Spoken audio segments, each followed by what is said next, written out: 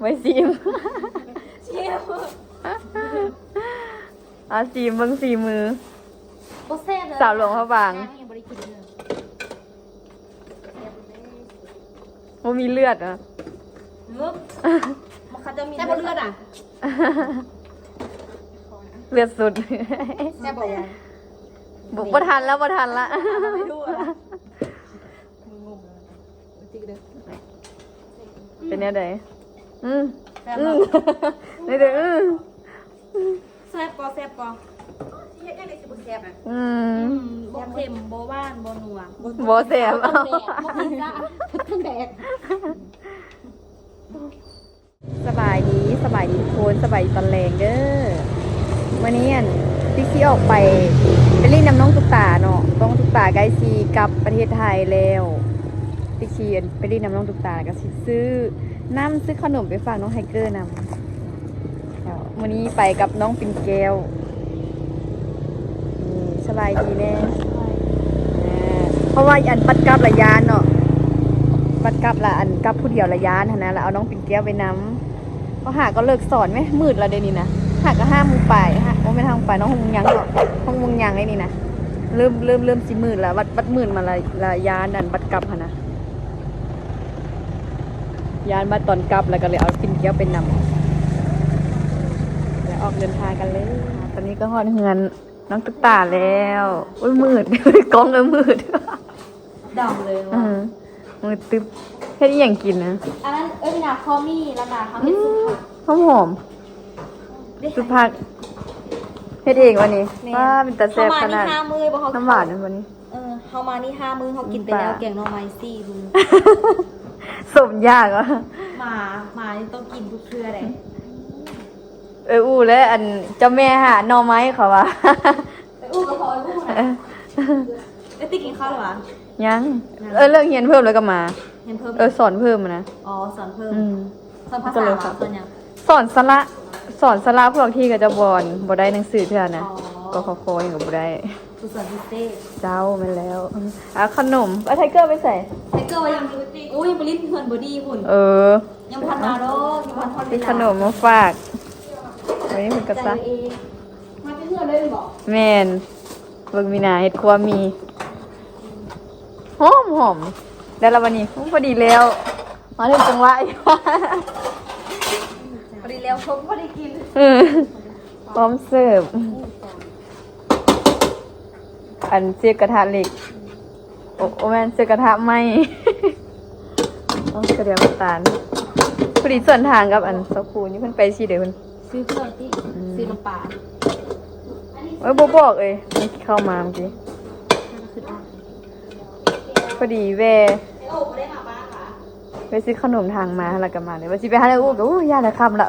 เนี่ยหากำมะฮอนี่ดะมืดเลยมึงไหมเดี๋ยวไหมทุกคน โอเคว่าจะไปหาเรืออู้หลาน บอกก็มึงไหมมืดแล้วเดี๋ยวนี้นะแป๊บเดียวนึงมืดตื้อมืดแล้วก็ว่าเดี๋ยวนี้เนอะ ทำไวมืดไว แม่นเอ้ย ทำหน้าเลย มันเริ่มหนาวแล้วเด้ ทำไวงานแจ้ง นานแจ้งมาสั้นพอตะลับตาตื่นมาเช้าร้อนๆนี่ฮะ ชิมดิบอ ไว้ซีม ชิม ซีมเบิ่งซีมือ โบแซ่บเลย สาวหลวงพระบาง ยังบริกินเลย ว่ามีเลือดอ่ะ เลือดมันเขาจะมีเลือดอ่ะ เลือดสุด แซ่บบอก บุกประทันแล้วประทันละ ไม่รู้อ่ะงงจริงเลย เป็นยังไงนี่เด้อ แซ่บปอแซ่บปอยังได้สิบแซ่บอ่ะโบเค็มโบว่านโบนัว โบเสียบ โบกินละทั้งแดดนี่ห้ามเนาะจะได้เอาห้อมมาบดบ่มีห้อมบัวลืมบ่กินเอามาให้เนาะ บ่บอกซิว่าเป็นนั่นเถอะ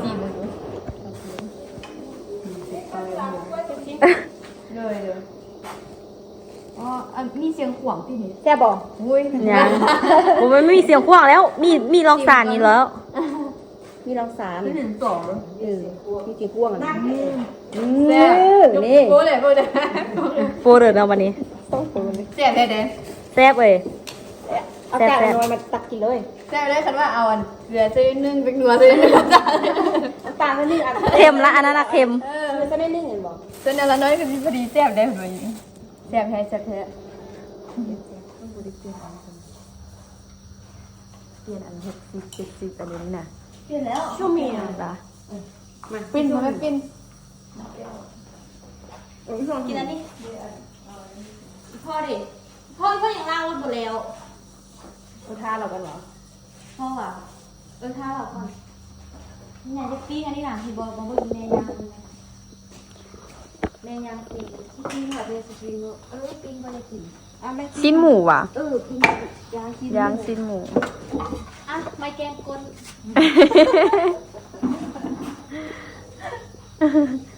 เป็นกองยางกลของการกิน เกินคนกูกาอีกโมเมนติดอยู่ มันบริติธรรมดา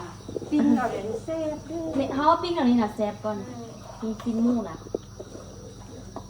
อยู่บ้านเขาสลัดเพิ่นจะแบบว่ายางซีนแล้วแบบแบบเวลาไปให้ไปนาแล้วก็ป้ายจำเจลสินะ ยาวจำไม่ถูกเลยจำไม่ได้เที่ยว ไม่ต้องไปเสิร์ฟ จำมันอื่นบ่ได้เลยมันบ่เข้ากันบ่แซ่บเลยต้องแจ่วเท่านั้นเนี่ยแจ่วเผ็ดอยู่ แล้วเอาไปอันนั้นเอามาเอายัง อย่าง ป้าอย่างขาดว่าแม่นี่เนาะ เฮ็ดหมูแดดเดียว ปลาคนบุรี หมูไฟเดียว ไฟเดียวเลย อยู่ไทยมีแต่หมูแดดเดียวเว้ย เจ้าย่างอยู่เนาะ อยู่ไทยเขาไปตากแดดซื้อแดดเดียวไอ้แท้ก็แดดมือเดียว ตากแดดมื้อเดียวเรามากินเลยเห็นบ่ เอาไปทอดคนไทยมากินทอดคนไทยบอกมากินแข้งบ้านเขามากินแข้งเนี่ยยากนิดนึงไทยเคี้ยวมีรูปเลยแหละเคี้ยวผู้เทาผมก็ อมเอาอมอะไรยำ พอดเอาเราเดี๋ยวไล่พอตัวตุ๊กฮะยูอันยูทักไทยก็เนี่ยนะคะอันนั้นเป็นอันนั้นค่ายบอกแบบอัน อันเด้อ แล้วก็แบบเป็นอันนั้นแล้วก็อีสานอัน ใหญ่เลยเนาะ ยังค่ายอยู่ นี่อันเป็นเขื่อนสร้อยพาลือซี่นะ แซ่บเลยอยู่สีหอมก็มีเนาะ นี่น่า ใช่ห้องก็มีอันนั้นก็แซ่บอยู่ เนาะ แต่ว่ามันทึกลมเพิ่นขับรถแล้วแบบมันไส้มันรู้สึกว่ามันทึกลมทึกอันเดี๋ยวไล่ยาก ที่แบบว่าเขาเจ้าอันนี้ ไปซื้ออยู่ตลาดมาเอาไว้กับตารถโดย มากินก่อนเสียดิ ส้มๆหน่อยหนึงเนาะ ดิบน่ะแซ่บ อืม สุดยอดเลย เนาะ เนาะเขาเอิ้นว่าอันเดอร์ก็ใช้กดอีสานใช้กดอีสาน ขิงดอกห้องกับ คือ ขิง เรา ดอก ขึ้นดอกของ ผักนะฮะ อิ่มแล้วติมีนะ มักขิงกระดอก ผักยังก่อนผักอันนี้ มึงเคยมีหนาลิงเกมไหม แม่ ใหญ่ โฆ ไอ้ ษ เนี่ย ณา ว่ามีหนาลิงเกมไหมลิงเกมเป็นกับเขา ป้าเป็นอีมิลิน มันวาสนามันทัดโทรศัพท์เลยอื้อ โฆษณาอยู่เก็บคัดโฆษณาโซนเสื้อที่จะขับ แซ่บ จะความเสียที่แล้วถามพ่อพี่ดังมามันเป็นยังเสียบย่าเวลาเรากินข้าวดีกว่าไหมเติมให้เติมกินข้าวให้เติมอาบน้ำ แต่ก็มาบูดี้มารีบที่พุ่นอ่ะ เราไปสดน้ำมันนี่ซื้อ มีนาว่าเก๋เดี๋ยวมากลัว เราเลยก็ยังปวดดื้อกันมา จริงไหมเนี่ยเอ้ยจริง โอ้ นะ เปิดมาอีกโอ้ขอพัด แม่กินข้าวกันไหมจะมาเบิ่งแม่ แล้วแม่กินข้าวกันที่ไหนอันนี้แม่ก็ทานมาเด้อเกี่ยวกับกันแล้วซิม ข้าว เข้าเป็นยังไงนั่นอ่ะ พอนักใส่ประมาณนั้น แป้งเป็นยังไงพี่ยังกัน ที่ขาวแล้ว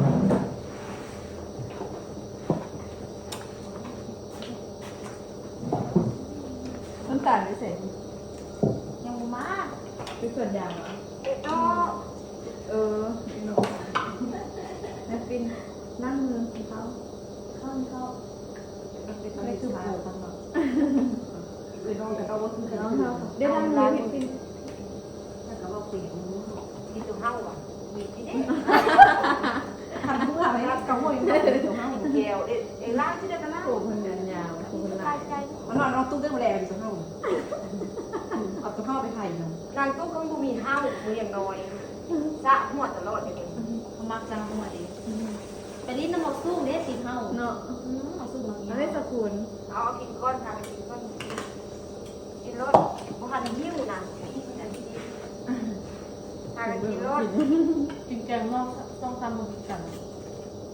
ช่วยกันกินแกงนอกกินแห้งกินว่ากันอย่างทุก แกงโมพอเอามาซื้อที่ ไปหาเหรอ ไม่เห็นมออันมาเคยแล้วมันให้มอเขียนมอกันป้ากินนอกกินข้าวมันยังมาไหมยังไม่มา มันนั่นกับแม่มันไม่ได้ได้กันเลย เศร้าคือเราตอนน้อยเลยโปรแกรมของเขาบ่มีทางไปเลยเขามีแต่ความเหนียวเห็นดิ ได้ปิ้งยังมาแล้วก็ เอาไว้บ้านเลย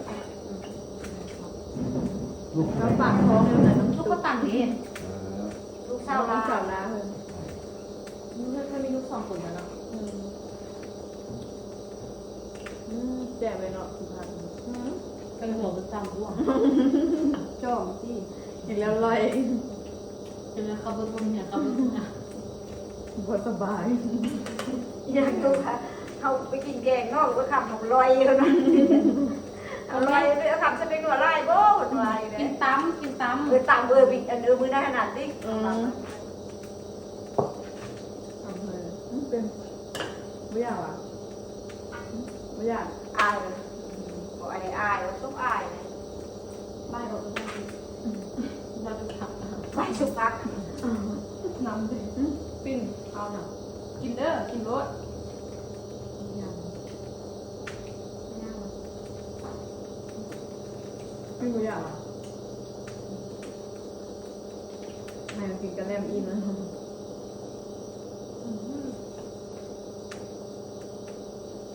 แล้วติ๊กซ่อนดูพอเลยมัน ต บา อน ง มัธยม มัธยมพอเลย มัธยมก่อนเนี่ย กระปอเด้อ โม มัธยมมัธยมว่ะอ๋อก็มัธยมเด้อ วันนั้นทำมาซี่ อ๋อมีอ๋อเขานึกว่าอ๋อมัน มี มี แต่ละวิชาเอง อ๋อมีเขานึกว่ามีแต่ปฐม เราสอบเป็นแต่ละวิชานะ ทุ่มก่อนเรื่องมันไปทุ่ม บอที่เราคงเฮียมีฮอดแต่ปฐม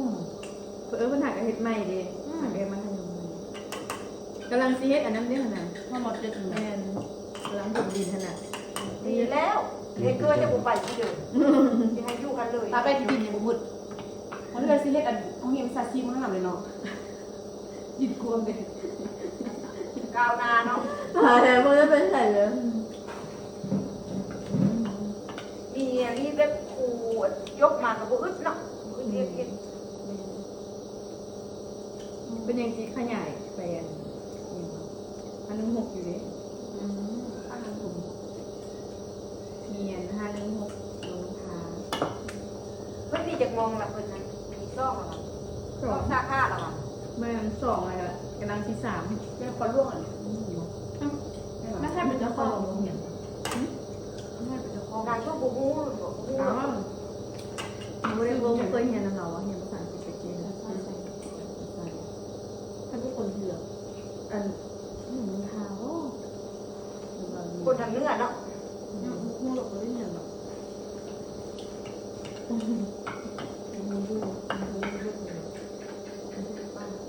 กูเดือด นอนกินแล้วนี่ รู้น่าจะเกิดอันก็ได้มาได้ เลยว่าเขาทำวันก่อนป้าแต่ก็ยังบูมากเลยเนาะ กินชาตรงนี้ มีบอกอีกคาเวียด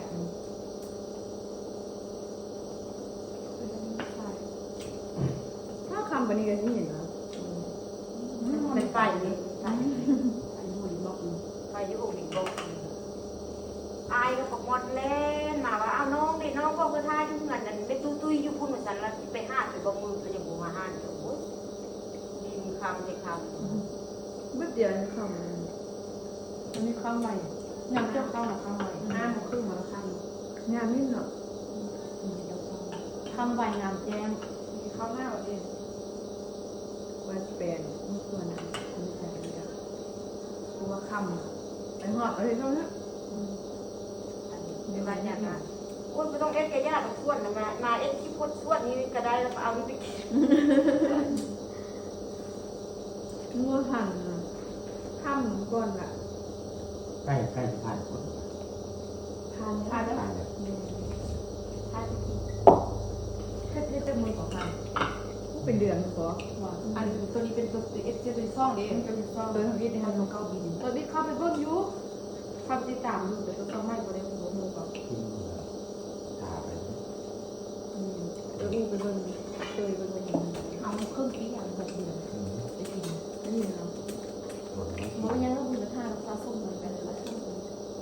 แต่ว่าพอเขาได้แหละครับเงินเดือนมือเขาก็ได้อยู่เลยนะยอดขึ้นเลย มันจะเอาชื่อได้ด้วยคือเราเป็นหลังเขาหัก100 บาท 6 เดือน แล้วต่อจากนั้นอันก็จะหักอันทุกเดือนมาเดือนแล้วปีนึงนะคือถ้าถูกก็จะได้บิดมาคือเงินเข้าจะมาคือ ค่าเดือน แต่ว่าอันนี้อันที่เงินเข้าค้างก็ของบริษัทแล้วทำเข้าก็เอาเงินเข้าจะหักเงินแล้วหักกันเข้าบัญชีจะเดือนเราทำเอาก่อน แล้วก็ถึงได้ จะได้ของเขาเลยหักการทุกซุปแต่คนหันแฮมกินอ่ะได้ป่ะ แล้วคุณก็คุย ซ้ำเพราะว่าบุกทุกหัว ลูกกับมาข้างอีกแกะไปถึงจะเป็นประเทศ แต่ว่าแซ่บก็ นุ่มหวานหวาน แล้วเจ็บงอนอยู่ ใส่เป็นหนวดไล่หนวดไม่ต้องกินเหมือนขนม รู้สึกว่าสบาย ก็คือนี่การก็เป็นไงทุกฝากันไล่ซุกก็คือบ้านกันไล่ฝากันนั่งไล่ไล่ไปไล่มาเราเด้งออกตื้นเลย เปลี่ยนเด้อคือตรงนี้จริง กินข้าวหรอ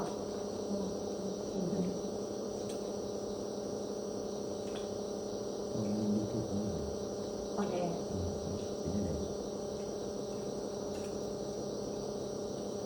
เป็นแอปที่ออนแอร์นะ แนวเป็นพิษหรือไม่พิษ เรียกว่าเห่าเบ้าหนึ่งอะไรเจ้าที่ไทยก็อันเรียกว่าสิทธิ์มันก็เส้นเหมือนกันถ้าเพลงรู้มันอยู่ก็สิทธิ์ เพลงบอกพี่ก็สิเลยไม่ค่อยอันนั้นกันได้เลย มันก็บางนะฮะ มันมีแอปอื่นเหมือนกันเลย เมื่อกี้เป็นเหรอ แต่ติดเพลงอะไรนึงก็ได้ ที่เราใช้เครื่องมันจะออกกล้องนี่เลย ติดเหรอ มันออกกล้องนี่เลยเดี๋ยวนี้ ใช่ มันอ แม่ อก ไป ได้ กินสุภาพหน่อยซาสุกกับแก แรงจริงแรงจริงนะ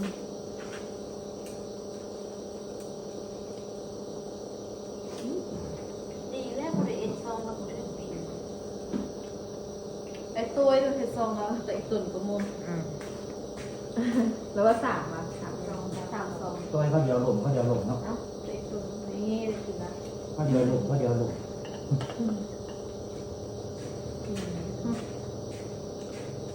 น้ำนี่จะน้ำปลาเด็กเดิมเขาหนีโยนนี่ก่อนแล้วพอนั้นจะไปไล่ซุปของเขายิ้มแล้วติดหัวอิ่มแล้วก็ กินนอนกินมาค่ะส่วนพอแม่จอยตายเอาแม่เคี่ยวลงให้ดูปีมาปุ๊บปั๊บว่าเธอมี ที่ว่าให้โดนได้ไหมทำไมมันมา นี่ก็ให้มันอะไรหนัก ตัวนี้ก็กินข้าวเป็นที่เงียบห้อยละเติมพลัง สิเสียนลองไล่กับอันน้องตุ๊กตาเบิ่งเนาะเดี๋ยวมันเสียนได้หนีปะละได้ไปไทยปะละอีก2 มื้อยังหอมอันซีนอันนี้เนาะอีกน้อยหนึ่ง โฮมซีน มันไม้ว่ะอันนี้เป็นซีนหมูของสกูลย่างไว้ฮะนี่ป่ะ ย่างเอาไว้ไปกินอยุไทยอยู่เนาะนี่เป็นเหรอคิดว่าว่าเป็นให้ลูกตาไปกินญี่ปุ่น โอ้ห้ามแขกเด้อสาวติดอะไรสดเด้อ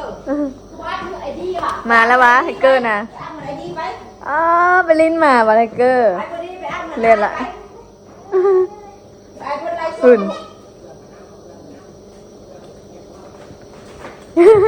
โอ้ ระวังพลาดเด้อเด้อเด้อ น้องให้มาเบิ้งได้เลยน้องให้น้องไว้ คือเนาะคือต้นตาลเลย ดูก็ตาจะเป็นอย่างนางทุกยังบุดอีอันปักตายังบุดเท่าอีนางทุก มาดู อย่างน้อยนางทุกดื้อ เนี่ยนะตุก อันนี้เลยมาลิ้นน่ะบอกว่ามันโคบนี่มันตีให้เมื่อไหร่ ป้า เลยบอกว่ามันโคบบอกว่าเฮ็ดเจ้า สร้างเสริมสวย ในตำนานนี้ ไปขึ้นเลยเนาะ ไป วันนี้ลุงไล่แล้วทุกคนที่ได้อันกลับบ้านอ่ะ ไอ้ติ๊ก ฮะ เขาจะว่าพี่โนดจำปามีพี่ก่อน โอ้ยใส่วันนี้โดนจำปาบุ้งบ้าบ้าบ้าบ้าก ระโดดใหญ่ๆนี่จะขี้ขึ้นลงบนมือก่อนออกห่างเลย โอ้วันนี้นะ เอาประตูหักกระต่ายพัน โอ้ย คุณพี่เราสู้อีกกว่าเย้า ตายไม่ตุกนะ ชีมืออะไรวะวันนี้ไม่ซิ่งเลยวะคนนั้น เด้อคุณติ๊กเดอร์วันนี้มากินข้าวนำ ก็เดี๋ยวมื้อหน้าสิมากินน้ำอีกเด้อ เดี๋ยวมื้ออื่นเดี๋ยวมื้อสิไปหา มื้ออื่นโอเคน้อง เดี๋ยวมื้อหน้าได้สนุกกันอีก เจอกันปีหน้าเลย ป้าเด้อกับบ่ได้โดนได้พี่นะ ไม่โดนเนาะอีก2 เดือนกับปีหน้า แม่น โอเค แต่เด้อมาก่อน ขับรถดี จ้า ๆบางเทื่อคนอาจจะมีซ้ำ หยุดอย่าเว้า จ้าขอคนละเรื่องเจ้าระวังเด้อ ป้าปิ่นแก้วเมืองแล้วน้องปิ่นแก้วนั่งท่าเดี๋ยวนี้วันยิ้มละวันยิ้มละไป้า ตอนมาตอนไปใช่ไหม ตอนมากับตอนไปต่างกันเลยอันสาวคูณเพิ่นเอาอันมะกล้วยให้เลยนะเด้ป้าใส่ของเรียบร้อยเพิ่นได้ของตอนอีกโอ้กินข้าวแรงนะมันยังบ่พอแล้วก็ได้ของฝากอีกก็คือมะกล้วยหวีหนึ่งวันนี้เฮาสิออกเมืองก่อนทุกคนมันค่ำละโอ้ยเกิดมาเซิงบ๊ายบายเมื่อกันเด้อมื้ออื่นเจอกันยุ่งเฮียนเด้อโอเคให้เกิด กำลังสิเมือแล่นออกมาสิพาน้องปิ่นแก้วมาซื้อขนมอยู่ฮาเดอูก่อนทุกคนหาก็ออกมาจากอันเหือน้องตุ๊กตาโอ้คิดว่าเราอัดฮาอะไรอย่างเถอะเนาะจ้า เป็นไรน้ำตุ๊กตามา ก็มาพอดี อันเป็นไรอันน้ำตุ๊กตา เป็น เราแม่นเรามาเว ชั่วโมง โอ้บ่ฮอดชั่วโมงนี่บ่ อ่ะไล่แล้วอ่ะไล่ซ่อมกูเด้อ ช่องทั้งสองช่อง ว่า พอดีเน็ตมืด บ่ได้เข้าเบิ่ง พอดีเน็ตมืดแล้วก็อันแบตชีเบิร์ดแล้วก็ย่าเยอะ มีอยู่สาวไป30 คน แรกดี แมนปิ้นมาเลือกเอาไหมหาน้ำปิ้นแก้วมาซื้อขนม มาเอาไงกัน บอกกล้ามาผู้เดียวเด้พาเพิ่นมานำเอานั่นว่ะผงเขาเดี๋ยวอูตะวันบ่แม่นเลเนาะ15ว่ะโอเคออโต้นอนละ ต้องไปนอนในตู้ โอ้ติดกันขนาดนั้น เอาว่าอยู่ปินหาแล้วบ่ลองขี่มาเบิ่ง ใกล้แล้วก็ใกล้ว่าสิปิดแล้วเมื่อวานนี้ออกไปนอกมีคนโทรนำซื้อเครื่อง ว่า เ มื้อนี้ก็เลยเปิดเด็กกันเด้ เปิดเดิมเพราะมีผู้เดิมมาคือที่แหละคันผู้เดิมตั้งเกมเปิดพัดบ่มีผู้เดิมคันผู้เดิมโอ้คือจะอยู่บนซื้อแบบปิดกับผัดบ้านเดี๋ยวคนโทร เปิดเด็กก็ได้ขายที่นี่ ก็บุกค่อยเลย เงียบแล้วเนาะ บางมือก็ได้บางมือก็บ่ได้จับเปิดจับโมงเอ๊ะมันถ่ายบริเดิม ก็แม่นมันคือว่าเด็กเนาะหาก็7:00 นไป ทำไหว แม่นเลิกอันสอนเพิ่มมาแป๊บเดียวมืดละ แม่ ว่าสิมาโฮสต์นี่แม่ก็เบิ่งมืดละตุกก็ว่าสิมื้อวันเสาร์ไปหาตุกวันเสาร์ บริวันเลย มื้อนี้วันวันพฤหัสนะไปบัดนี้เฮามื้อจ่ายเงินแล้วมื้อ เอาเงินไปซื้อกระเลมมือ ป้าบัวกินกันแล้วตอนนี้มาส่งน้องปิ่นแก้วละเดี๋ยวสิได้ออกเหมืออันนี้คือว่าค่ำๆเนี่ยหาก็7:00 นปลายแบบหยังป้าไปก็กินมาก็กินแล้วตอนนั้นบอกให้เลือกขนมเอาแต่ขนมถุงเดียวนะบัดนี้ครับบัดนี้เฮาเมือก็บัดนี้นะออกเมือกันมืดมากบ่มีรถบ่ค่อยมีรถเที่ยวแล้วเพราะว่ามันคือว่าอันมืดๆค่ำๆดึกๆอ่ะนะ กี้ยวก็ไปซื้อฮันนั่นแหละที่จริงตอนนี้ก็8 โมงยังซื้อได้นี่นะหาก็8 โมงยังหากก็ปินฮานว่ะเวียง กินห้าง กำลังสิเอาประตูลงพอดีมาฮอดเนาะ ตูก่อน หักก็ออกเมือก่อนเฮาตอนนี้ก็มาฮอดเหือแล้วทุกคนโอ้ยอันย่านอัน ตุกตาว่ามีผีว่าซั่นเด้อยู่ทางอันคอยหั่นน่ะว่าโอ้ซิ่งรถเอาแท้เอาว่า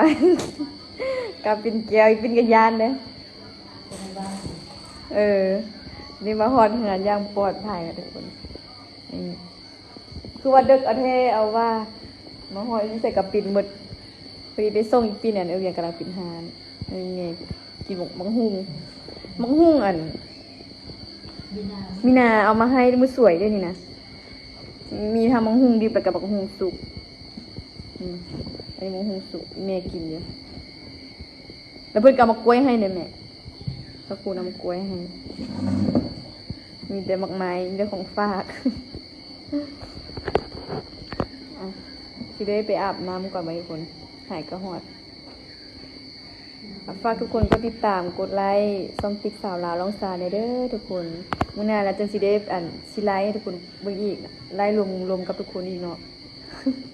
อันนี้ไลค์ครั้งแรกเด้อ่านภาษาไทยก็ยังบ่คล่องปานใดก็คือน้องตุ๊กตาแล้วน้องตุ๊กตาแล้วแม่นเซียนแล้วเนาะ